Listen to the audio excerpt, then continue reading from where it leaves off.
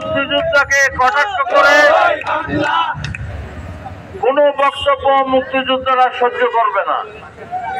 আপনাদের সাহস থাকলে যারা ভুয়া মুক্তিযোদ্ধা তাদের বিরুদ্ধে আন্দোলন করুন, কোনো আপত্তি নেই, কিন্তু আপনি মুক্তিযোদ্ধাদের বিরুদ্ধে কথা বলবেন আমরা মেনে নেব, এটা হবে না।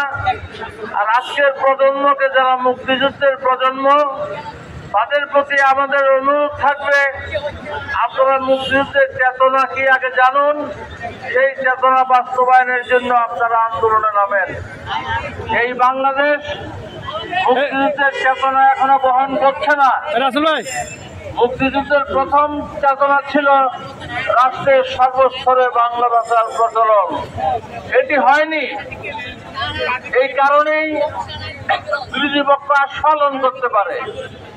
মুক্তিযুদ্ধের চেতনা ছিল ক্লাস 8 পর্যন্ত বাধ্যতামূলক প্রাথমিক শিক্ষা, এটি বাস্তবায়িত হলে আজকে বাংলাদেশের কুলি, মজুর, কামার, কুমার থেকে শুরু করে সবাই ক্লাস 8 পর্যন্ত লেখাপড়া করার সুযোগ পেত।